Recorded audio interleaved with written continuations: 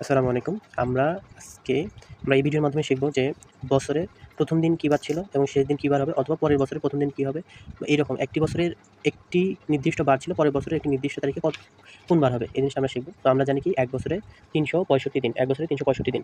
তো ৩৬৫ দিন, তাহলে আমরা এটাকে কী করব, যদি বলা থাকে যে ২০২৪ জানুয়ারিতে ছিল বুধবার, ২০২৪ জানুয়ারিতে ছিল কি বুধবার, তাহলে ২০২৫ জানুয়ারিতে কী হবে? আমরা জানি ১ বছর সমান। তো ২০২৪ লিপ ইয়ার না, আমরা জানি। লিপ ইয়ার যদি হয় সেক্ষেত্রে আমাদের ৩৬৬ দিন হবে ১ বছরে। যেহেতু লিপ ইয়ার না, তাহলে ২০২৪ কত হবে? ২০২৪ দিন আছে ৩৬৫ টা দিন। তো বলছে ২০২৪ প্রথম যে বার ছিল সেটা বুধবার ছিল, এবং ২৫ প্রথম বার কী হবে? কী বার হবে? তাহলে আমরা এটা কীভাবে বের করব?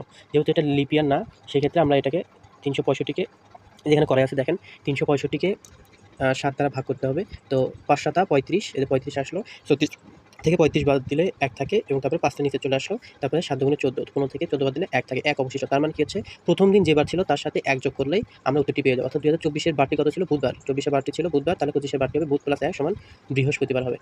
এটা হবে ২০২৫ হ্যাঁ, ২০২৫ প্রথমবার হবে বৃহস্পতিবার। আশা করি বুঝতে পেরেছেন। মজার যে বিষয়টা যেটা জানানো হয়েছে সেটা হচ্ছে, কোনো বছরের প্রথম দিন যেই বার হয় সেই দিনেও একই বার হয়, যদি বছরটি লিপ ইয়ার না হয়। অর্থাৎ প্রথম জানুয়ারি ১ জানুয়ারি যদি শনিবার হয়, তাহলে ৩১ ডিসেম্বরও ওই বছরের ৩১ ডিসেম্বরও কী হবে? শনিবারই হবে। বুঝতে পেরেছেন আশা করি। তো আমরা এখন অঙ্কটি করব।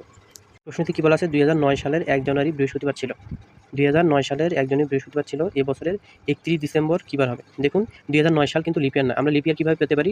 যে ওই সালটি বিজোড় হতে পারবে না, প্লাস ওই সালটি ৪ দ্বারা যদি বিভক্ত হয়, যদি ভাগ করা যায় তাহলে সেটা লিপ ইয়ার হবে, আর ৪ দ্বারা যদি ভাগ করা না যায় তাহলে লিপ ইয়ার হবে না। তাহলে ২০০৯টি লিপ ইয়ার নয়।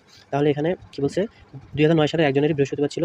এ বছরের ৩১ ডিসেম্বর কী বার হবে? ৩১ ডিসেম্বর মানে কি? ৩৬৫তম দিন। ৩৬৫তম দিন।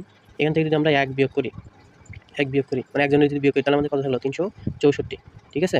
৩৬৪। এখন ৩৬৪কে আমরা বার বের করার জন্য কী হবে? ৭ দ্বারা আমরা ভাগ করে দেবো। ৭ দিয়ে আমরা কি ৫ ৭ ৩৫। তাহলে এখানে ১, নিচে ১৪, ৭ দুগুণে ১৪। দেখুন, এখানে নিচে 0 ক্রস, নিচে ৭, মানে প্রথম দিন। এখানে ২০০৯ সালের প্রথম জানুয়ারি কী বার ছিল? বৃহস্পতিবার ছিল। তাহলে এখন এই বছরে ২০০৯ সালেরই ডিসেম্বর কী বার হবে? অবশ্যই বৃহস্পতিবারই হবে।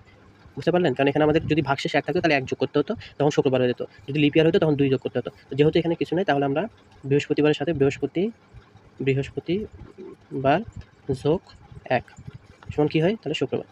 আচ্ছা, এখানে কিছু নাই, এখানে কিছু নাই, তাহলে যোগ, তাহলে ওই বারই হবে, তাহলে বৃহস্পতিবারই হবে। বৃহস্পতিবার।